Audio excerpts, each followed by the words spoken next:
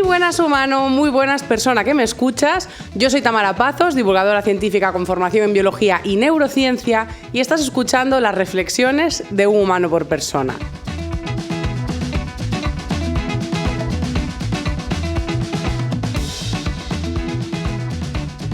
Te doy la bienvenida a un episodio más, empezando la sección en la que me preparo una bebida para tomar a lo largo del episodio. En este caso voy a hacerme un café de especialidad. Esto quiere decir que es café procedente de un comercio justo y que los granos vienen con unas cualidades determinadas para preservar el aroma, que es un café de la variedad arábiga, etcétera, etcétera, etcétera. Si os interesa todo este tema, os recuerdo que tengo un podcast con mi amiga e historiadora Ana Iroa, que se llama Escuela de Pedantes, y ahí tenemos un episodio sobre el café donde explicamos todas las cuestiones del café de especialidad. En este caso voy a usar una técnica que es una calita, que el recipiente donde se hace el café es una forma cónica pero cortada por una base plana, que es la base, y lo que conseguimos humedeciendo ahí el café en un filtro de papel es que poco a poco el agua a una temperatura de unos 94-91 grados entre en contacto con el grano de café molido, que es una molienda más gruesa que para una cafetera italiana, por ejemplo, y va a ir goteando para hacer nuestra taza de café. En este caso se obtiene un café que tiene pues, un poco más de cuerpo que la V60, si no me equivoco, que es otra técnica de filtro que vais a encontrar en cafeterías de especialidad, y reserva también como muy bien los aromas. Pero vamos, que a mí me dices, o sea, me das un café de una calita y de una V60 y me dices, adivina cuál es cuál, y no tengo ni idea, simplemente uso la que tengo limpia, porque igual por la mañana he usado la V60 y ahora a mediodía me quiero hacer otro y uso la calita porque es la que está limpia y punto y se acabó. Así que nada, voy a echar el agua y os comento que estoy aprovechando este episodio para hacer promoción aquí en el formato vídeo para los que estéis viéndome en YouTube, si no en Spotify o en otras plataformas os cuento que he puesto de nuevo mi libro. Si estás perdido, perdida, no sabes que yo he escrito un libro, te diré que he escrito dos de hecho. El año pasado publiqué La biología aprieta pero no ahoga, y este año uno que va sobre hábitos de bienestar, que es este libro te hará vivir más o por lo menos mejor. Y si solo me conoces de un humano por persona dirás, pero Tamara, ¿cómo escribes en plan libro que es de autoayuda, de bienestar? ¿De qué va esto? Y no te pega mucho. Y es que realmente no es el clásico libro de bienestar donde solo comparto hábitos saludables y truquitos de salud, sino que es un libro que pone la salud en contexto, en concreto en un contexto socioeconómico y sociocultural en el que nuestra salud está atravesada por más factores que tienen que ver con los horarios, con la vida laboral, con la vida familiar, con los ritmos circadianos y con muchas cuestiones incluso del aspecto económico. Entonces todo eso nos hace ver hasta qué punto tenemos capacidad de modificar nuestra salud y qué factores están sujetos a cosas que no tenemos poder de cambio, o no poder de cambio individual, sino más en una lucha colectiva por la defensa de nuestros derechos en salud. Entonces, con esta gran introducción en la que os he hablado del café que voy a tomar hoy y os he metido una promo de mi libro, que estoy muy orgullosa de él y está ilustrado por Julia Valderrero, una ilustradora gallega también coruñesa como yo, pues ya pasamos a la chicha del episodio.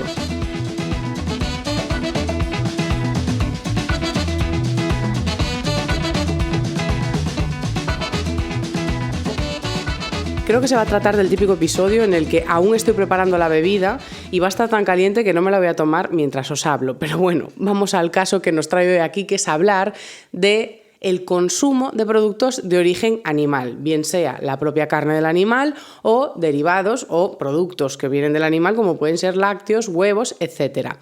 Entonces, dentro de este marco, antes de pasar a hablar de el consumo animal en concreto, quiero hacer una breve introducción. Lo primero que tenemos que entender es que la motivación detrás de la dieta de una persona en el planeta Tierra puede estar motivada o determinada por distintos factores que no tienen que ver solo con la voluntad, sino que tienen que ver con la cultura, con el acceso a la comida, con los recursos, la capacidad económica, con la religión o, en este caso, que es lo que vamos a hablar hoy, con los valores y creencias que tenga cada persona.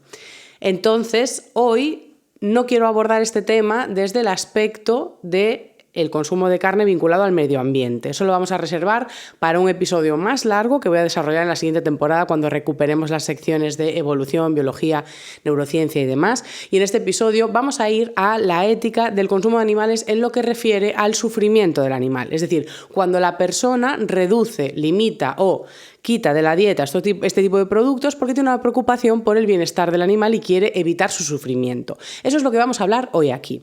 Pero antes de extender la piedad, la compasión y la preocupación por el bienestar de los animales a los animales, voy a hablar primero de por qué tenemos una preocupación del bienestar de los demás siquiera. Es decir, por qué los humanos nos preocupamos por defender la vida nuestra y de los demás. ¿Por qué existe ese derecho a la vida y por qué lo tenemos tan instaurado, sobre todo en países del primer mundo? Porque dependiendo de en qué espacio del planeta vivas, tu vida vale más o menos. Es decir, la vida de las personas, si estamos en ambientes de guerra, pues vale una mierda en comparación a lo que vale una vida en el primer mundo, ¿no? Pero en este caso, en el que sí que tenemos muy instaurado el valor de la vida, ¿por qué es? Te dejo un segundo de reflexión mientras echo un poco más de agüilla a este brebaje.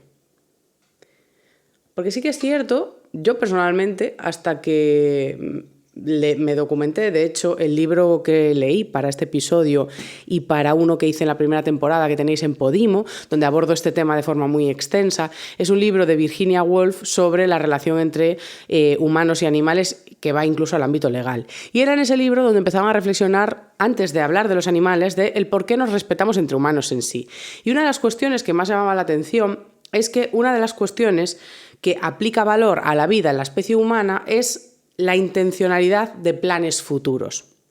Esto es algo que se cree exclusivo de la especie humana, que es el mero hecho de pensar en el futuro, planificarlo y tomar acción para cosas que van a venir después, bien sea a nivel individual, colectivo, familiar. Entonces, eso hace que respetemos la vida. ¿Por qué? Porque imaginad que esto no ocurre. Imaginad que no respetamos los planes de futuro de una persona. Tampoco serían respetados los nuestros. Eso implicaría que vivimos en un mundo en el que no estamos seguros y perdería el sentido hacer planes de futuro, porque no sé si los voy a poder llevar a cabo. Si la vida no se respeta, si la vida no tiene ese valor, ¿de qué me vale hacer planes de futuro? ¿De qué me vale ahorrar? ¿De qué me vale construir una casa, una vivienda, si puede que mañana mismo me maten? Por lo tanto, cuando respetamos la vida propia y la del colectivo y la de la ciudadanía y la de las personas que nos rodean, ese respeto a la vida favorece una buena convivencia.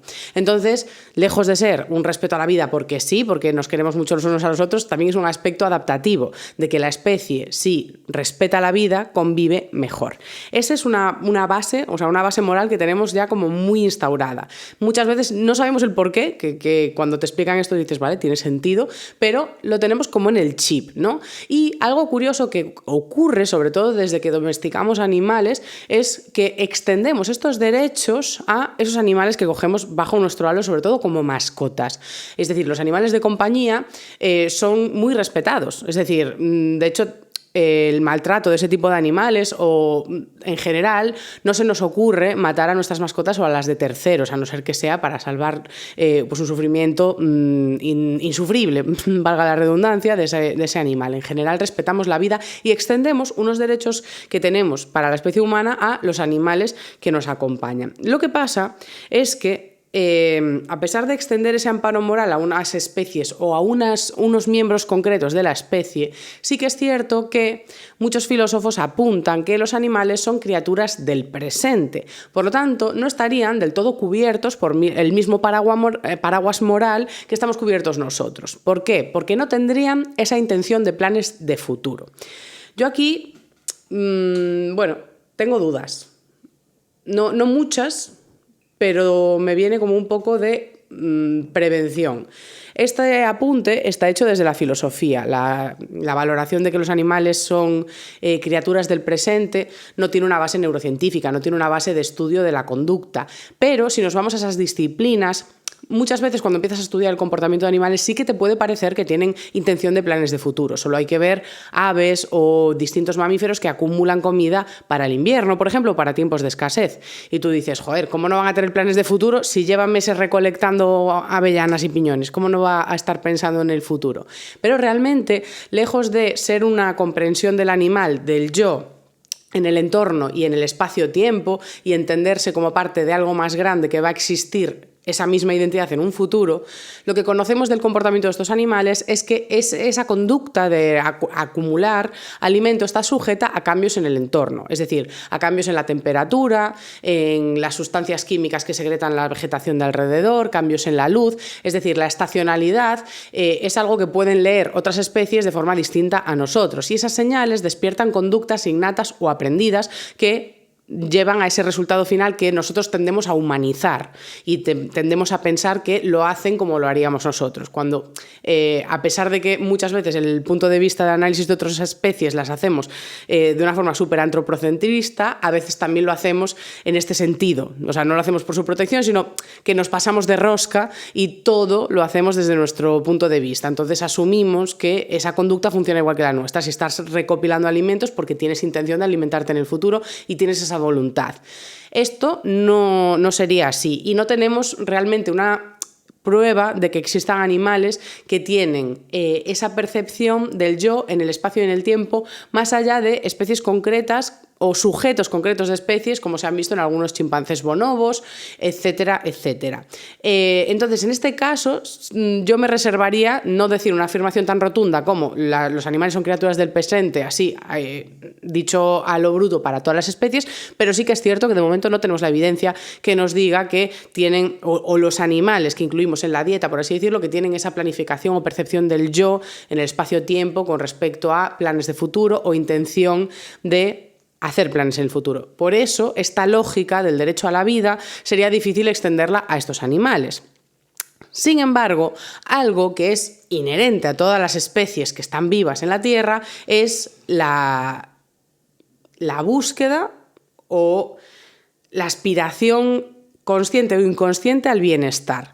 Es decir, cualquier especie que esté viva tiene mecanismos para protegerse o huir de daños. Llámale sistema inmune, llámale energía, llámale... O sea, lo que quiero decir es que los seres vivos tienen mecanismos para protegerse y evitar daños, porque la naturaleza, el ADN, la evolución ha conseguido que se protejan. Por lo tanto, el hecho de que tengamos delante un ser vivo implica que tiene una intención consciente o inconsciente de estar bien. Ya no te digo de planes futuros, sino de bienestar en el presente. Y nosotros, como seres que podemos asumir o no responsabilidad sobre el bien de otros, igual que lo asumimos sobre el bien de otras personas, sí que tenemos, o a eso llega esta autora, sí que tenemos un deber moral de procurar, de entrada, no sufrimiento. Es decir, tendríamos un deber moral de no causar sufrimiento y, por extensión, se llega a la conclusión de que cuando tenemos a seres vivos bajo nuestro cargo, es decir, cuando tenemos animales bajo nuestra responsabilidad, tendríamos un deber moral de procurar incluso bienestar. Esto sería como en base a la filosofía y la ética, lo que esta autora refleja en esa obra que, como os digo, es Ursula Wolf, un libro súper recomendado, aunque no tengamos formación académica en filosofía. Si habéis leído un par de libros en filosofía, os va a resultar sencillo, y si es de los primeros es un poco complicado, pero bueno, con paciencia y tal, se va entendiendo todo muy bien. Entonces, como os digo, entre este análisis de la moral van a aparecer ciertas normas con otros seres vivos. Y una de ellas, como os digo, y es la más evidente, es impedir el sufrimiento en la medida de lo posible y la responsabilidad de procurar bienestar cuando están bajo nuestro cargo. ¿Qué pasa? Que aquí hay tantos melones de cómo se tratan los animales que están a nuestro cargo, incluso en aquellos que se supone que tienen todos los derechos reservados, como serían las mascotas, que son las que tienen más aspiración a bienestar. Y dependiendo del dueño, las mascotas pueden estar muy bien o muy maltratadas. Aquí hay una de las cuestiones básicas que quiero mencionar, sobre todo por cariño a mi formación académica, ya que tanto mi TFG como mi TFM han estado enfocados al enriquecimiento ambiental de animales en cautividad. El TFG ha sido en focas y el TFM en perros. Entonces, ¿qué pasa? Que todos, incluidos la especie humana, tenemos una programación de para qué estamos listos en la vida. Es decir, ¿qué espera nuestro sistema nervioso vivir mientras estamos vivos? Y estamos preparados para ello. Y el sistema nervioso necesita recibir esas señales y estímulos. En el caso de la especie humana puede ser la sociabilización, puede ser tener contacto directo con progenitores o con cuidadores que nos tengan desde día 1 protegidos, acompañados y queridos. Porque de hecho, cuando faltan esas señales para las que estamos conectados y diseñados, si le quieres poner una intención de creación en el ser humano, en mi caso no comulgo con eso, pero creo que la evolución nos ha llevado a responder a unos estímulos concretos, y cuando faltan podemos ver los trastornos que se generan, incluso eso en bebés, en los que en vez de tener pues unos progenitores o unos cuidadores desde el nacimiento en adelante han estado pasando por el sistema sin tener una atención concreta y directa para él, pues ese tipo de negligencias, o por leves que sean, se ve que a largo plazo pueden causar pues trastornos o diferentes conformaciones del sistema afectivo, emocional, etcétera, etcétera. Entonces vemos que como animales estamos predispuestos a recibir ciertas señales y estímulos que nuestro cerebro espera, y cuando no lo recibe eso sufre estreses importantes. En el caso de los animales, están preparados para vivir en un entorno natural con muchísimos estímulos que da el entorno natural, de descubrir distintos entornos, especies, distintos individuos de tu misma especie, sociabilización. Depende de cada tipo de animal, cada tipo de especie va a tener sus necesidades. Para esto, desde la etología, que es el estudio del comportamiento animal, se presenta, y desde la veterinaria también, lo que se conoce como enriquecimiento ambiental, que son unas pautas para darle al animal unos estímulos iguales o incluso superiores a los que podría recibir en un entorno natural, de forma que su sistema nervioso está recibiendo los estímulos que necesita, los estímulos que merece para ese bienestar, y por lo tanto no está sufriendo constantes estreses por esa deprivación. Esto ya sería en un aspecto básico, ya no hablo de maltrato o de tenerlos en un espacio inadecuado, con pocas condiciones de higiene, etcétera, etcétera. O sea, ya no hablo de lesiones concretas sobre el cuerpo del animal, sino simplemente dónde está llevando a cabo su vida. Entonces, en este aspecto, cuando empezamos a derivar al tema concreto del episodio de hoy, que es ir a hablar de los animales en relación a los humanos, en relación a la dieta, es que cuando nosotros cogemos animales y los criamos en cautividad para hacer productos, bien sean cárnicos, lácteos, etcétera, con todo eso lo que hacemos es someter al animal a distintos tipos de vida dependiendo de cómo sea la instalación en la que vive. Aquí viene la palabra macrogranjas, es decir, viene un concepto que es una gran industria que lo que hace es, acogiéndose a medidas, en el caso de España, de la Unión Europea y de España, hacinar muchas veces bajo nuestro ojo crítico, pero realmente están cumpliendo las medidas generalmente de la Unión Europea. Y las medidas de la Unión Europea son de las más restrictivas que podemos encontrar en el planeta con respecto a la ganadería, ¿eh? Ojo, vete tú a Asia y mira cuántos cerdos meten por un cuadradito. O sea, realmente aquí no estamos en lo peor. Y aún así sí que puede verse sufrimiento en el trato al animal, sobre todo por la falta del enriquecimiento ambiental. Porque generalmente lo que vemos es que acogemos pues vacas, cerdos, pollos, conejos, otro tipo de animales que tenemos muy incorporados en la dieta, y se meten en espacios muy pequeños para maximizar las ganancias, es decir, cuantos más animales puedo estabular, pues más rendimiento saco a este negocio que he emprendido. Entonces, aunque siga la normativa de la Unión Europea, pues ya te digo que esa normativa no está pensando precisamente en el enriquecimiento ambiental y en emular al máximo las condiciones que tendría en libertad. Entonces, si bien puede ser de las normativas más favorables hacia el animal que encontramos, pues si nos conformamos con la comparativa, pues claro, diremos, bueno, mira, es de las mejores carnes que podemos tomar con respecto al sufrimiento del animal. ¿Es suficiente? No, porque sí que podemos ver en muchos estudios cómo esas condiciones refieren un estrés permanente para el animal que revierte en distintas afecciones a la salud. Pero después hay otras cuestiones, y es que cuando tratamos al animal de esa manera, lo que estamos haciendo es proporcionar generalmente una dieta que no está enfocada al bienestar animal, sino que está enfocado a que ese animal va a ser producto después. Entonces, no es una dieta enfocada al bienestar, no es una dieta nutritiva enfocada a las necesidades de un animal que está en libertad o en semilibertad, moviéndose, interactuando con otro y que tiene unas demandas energéticas concretas, o que tiene que tener unas proporciones grasa, músculo y etcétera adecuadas y saludables porque se está moviendo, etcétera. Si son animales que están con una dieta muchas veces enfocada al engorde, y muchas veces son prácticas directamente abusivas, como podríamos ver en el caso del foie gras, donde hay pues una violencia directa para el animal y, yo aquí ya no quiero entrar a cosas desagradables, pero bueno, sí que es cierto que hay unas prácticas muy abusivas a la hora de alimentar a los patos para dar lugar al foie gras, y eso da muchas lesiones, heridas, infecciones, muertes, etcétera, etcétera, etcétera. Entonces, estamos viendo tanto negligencias en la falta del enriquecimiento ambiental como dietas poco saludables para el animal o prácticas directamente lesivas, abusivas, etcétera, etcétera. Entonces, dentro de este marco, lo que estamos viendo es que con esta industria intensiva de ganadería, que es la necesaria, digo, para suplir el mercado, porque ahí tenemos una demanda, es decir, está sirviendo una demanda de volumen de ingesta de carne y de productos de origen animal de la población. Esto, claro, es decir, no está ahí haciendo carne por hacer, es que hay una gran demanda de esos productos, y para abastecer a esa población con esa demanda pues hace falta una industria intensiva, o eso creemos. Obviamente hay modelos alternativos y la ciencia avanza hacia distintos modelos. Pero en este caso tenemos este modelo que sabemos que sí que mediante análisis de los sistemas nerviosos de esos animales, de las hormonas que secretan, hormonas del estrés y impacto sobre la salud, sabemos que no están en las condiciones más favorables para el bienestar. Por lo tanto, en este aspecto estaríamos incurriendo en una falla moral, porque sí tendríamos un deber de que si esos animales están bajo nuestro cargo debemos procurarles el mayor bienestar posible. Entonces, ¿qué pasa con todo esto? Que si bien la ley recoge estas cuestiones, las recoge hasta el punto del utilitarismo. Es decir, nosotros tenemos el deber de procurar bienestar al animal y eliminar el mayor sufrimiento posible siempre y cuando no sea imprescindible para pues, buscar avances científicos en medicina, en curas para enfermedades, en alimentación o en vestimenta. Aquí, una vez más, ¿tiene sentido que el utilitarismo ponga el bienestar humano por encima del animal? Esto es una cuestión de opiniones. Aquí es una cuestión totalmente de opinión. Yo os voy a darle un primer sorbo al café para dejaros reflexionar. Y reflexionar en serio, no desde la emoción, sino reflexionar en serio, si tiene sentido ese utilitarismo de poner por encima el bienestar de la especie humana, por encima del bienestar de otros animales. A pesar de tener esa obligación moral de procurarles bienestar.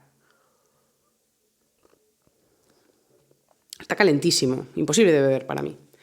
Bien, como digo, es una cuestión de opinión, pero aun en el caso en el que entendamos que sí, que la vida humana, por ese derecho o por ese derecho superior de hacer planes de futuro y demás, y procurar el bienestar, longevidad, etcétera, etcétera, para nuestra especie, o simplemente cura de enfermedades, salvar vidas humanas y todo eso, estaría por delante de ese derecho de bienestar del animal, en caso de que lleguemos a ese razonamiento obvia muchos de los avances técnicos y tecnológicos que tenemos hoy en día de cara a conseguir otro tipo de estructuras, herramientas y tecnologías para la investigación, por ejemplo. Ya podemos ir desechando mucho la investigación en animales.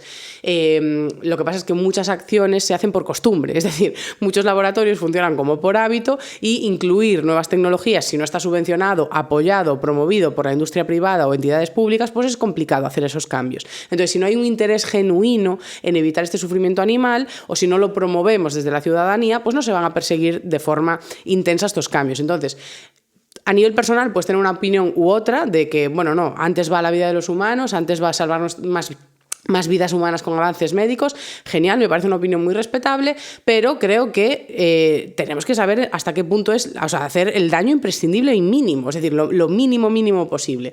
Entonces, cuando recogemos cuestiones como si es imprescindible para la vestimenta o si es imprescindible para alimentación, cuando no en esta medida, incluso es perjudicial, porque tenemos datos de que el volumen de carne que se come, por lo menos en España puedo hablar, deberíamos reducirlo entre 3 y 4 veces la cantidad de carne que consumimos a la semana. Por lo tanto, no es solo que tengamos un consumo de carne imprescindible, a modo, ay Dios mío, es que la industria que tenemos ya, ese malestar y ese maltrato animal tienen que ser sí o sí porque es imprescindible para nuestra especie. En absoluto, está siendo incluso dañino. O sea que ya estamos incurriendo ahora mismo en un absurdo moral, lógico, económico y a nivel sostenibilidad que no entra en el programa de hoy.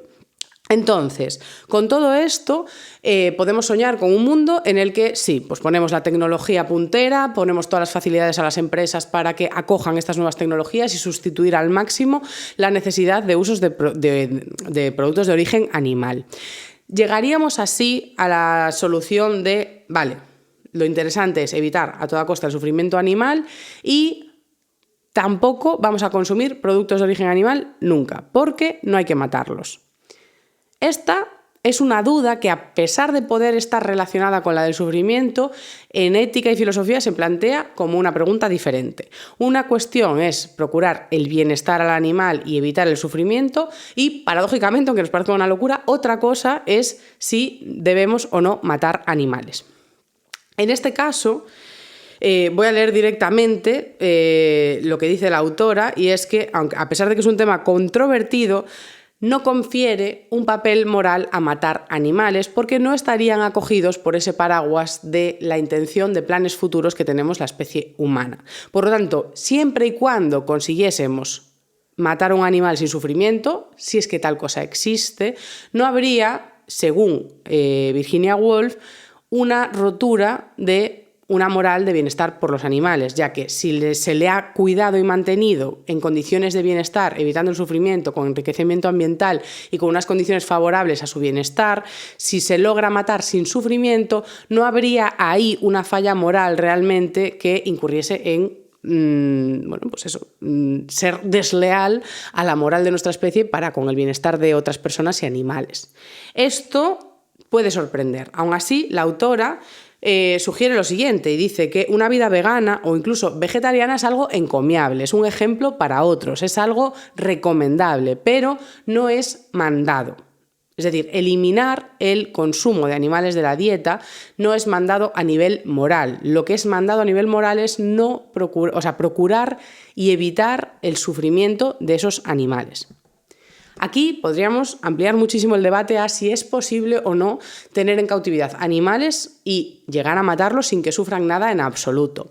Hay estudios incluso de cerdos en los que se veía que se estresaban muchísimo de camino al matadero simplemente por oler la sangre de otros cerdos. Aquí podríamos estar haciendo una lectura también antropocéntrica, asumiendo que tienen miedo, sabiendo lo que les va a pasar, o directamente es una respuesta adaptativa de que el olor a sangre de su misma especie le hace huir y rechazar eso porque ha aprendido que significa que es un peligro. Pero ¿quiere decir eso que tenga un temor por su vida y sus planes futuros y tenga un conocimiento del yo con respecto al entorno y el espacio-tiempo? Es muy complicado de saber. Por lo tanto, ¿qué lecturas podemos sacar hoy aplicables al día a día o a nuestra dieta o a nuestras decisiones o futuras decisiones? Porque al final todo esto de ir adquiriendo conciencia en distintos aspectos de relevancia social y animal, económica, etcétera, etcétera, todo es un proceso, ¿eh? O sea, yo creo que aquí todos tenemos que ir entendiendo que una cosa es ir entendiendo y asumiendo otros valores y otra cosa es encarnarlos y vivir en base a ellos. Es muy complejo y muchas veces es incluso un privilegio tener el tiempo, el espacio y el dinero de tomar ciertas decisiones o hacer cambios en la vida. Entonces, yo desde aquí ya pongo este marco antes de entrar a ciertas reflexiones. Pero si nos metemos a el fin de este podcast, que es encarnar ese valor de buscar el bienestar y procurar el bienestar animal y evitar el sufrimiento, ¿qué dietas garantizan evitar el sufrimiento del animal o lo garantizarían en un mundo ideal? Vamos a poner ahí, ¿no? La primera y más obvia es la dieta vegana. O sea, con una dieta vegana está claro que si tu principio y tu creencia y tu valor está en evitar el sufrimiento animal, si no consumes ningún producto de procedencia animal, ni leche, ni huevos, ni carne, ni absolutamente nada, oye, te aseguras 100% de que no estás causando sufrimiento a animales, bueno, a priori, o sea, en general, pues sería lo más lógico, ¿no? Si no consumes ningún producto que venga del animal, a priori no contribuyes a esa industria y a que estén esos animales sometidos a ellos. ¿Por qué? Porque la otra opción, por ejemplo, u otra opción frecuente es ser vegetariano. ¿Qué pasa en este caso? Que es controvertido si de verdad se evita el sufrimiento animal con esto. ¿Por qué? Porque para mí la dieta vegetariana está más alineada con el valor de no matar. Es que tampoco lo quiero decir así, pero bueno, es más coherente con el valor de no matar que con el de evitar el sufrimiento. Y me explico por qué. Creo que las intenciones de cualquier persona que sea vegetariana es conciencia con el animal, con el medio ambiente y con valores constructivos, positivos, etc. Pero sí que es cierto que si lo analizas en profundidad, con el vegetarianismo, si tú lo que haces es no consumir animales muertos, pero sí que tomas huevos y leche, realmente no evitas el sufrimiento de los animales de los que has consumido los huevos y la leche, a no ser que solo consumas huevos y leche de animales que han sido criados en unas condiciones súper concretas de ganadería extensiva, respetuosa, etcétera, etcétera, etcétera. Entonces, si garantizas que ese es el origen de los animales o de los productos lácteos y huevos y tal que estás comiendo, pues en ese caso sí que estás garantizando que no hay sufrimiento ni en la vida ni en la muerte, porque ya no estás tomando ningún animal que muera.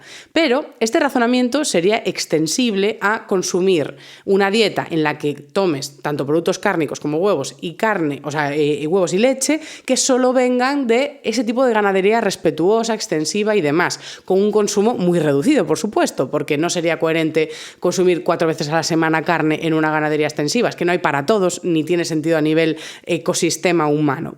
Pero si es un consumo muy reducido, enfocado a ese tipo de productos, pues lo que tú quieras, de kilómetro cero, de ganadería extensiva, respetuosa, con enriquecimiento ambiental, bla, bla, bla, bla, donde se garantiza mediante técnicas de anestesia y demás que el animal no va a sufrir en ningún momento cuando se le mate, podríamos tener una dieta que incluye consumo de carne incluso, respetando todos estos criterios morales de procurar bienestar, de evitar sufrimiento y no incurrir en una falla moral con respecto a matar animales, porque según este criterio y esta autora no habría una quiebra moral por matar a un animal.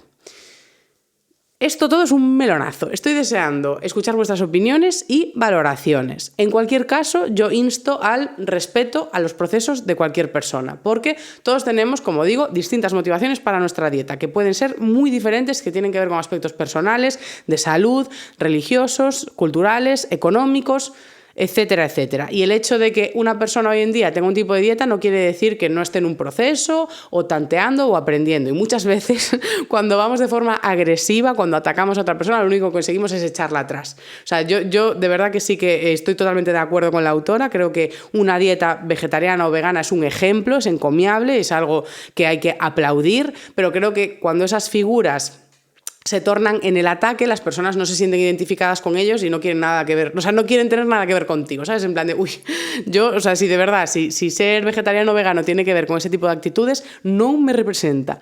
Entonces, en este caso yo recomiendo calma. Y comprar mi libro, ¿eh? ¿Te pensabas que te ibas aquí sin acabar la promoción? Este libro te hará vivir más o por lo menos mejor. No te lo pierdas en tus mejores librerías. Ya está. Ya me callo. Muchas gracias por estar en otro programa más. Y ahora ya me voy a beber el café, que ya se puede. Muy bueno.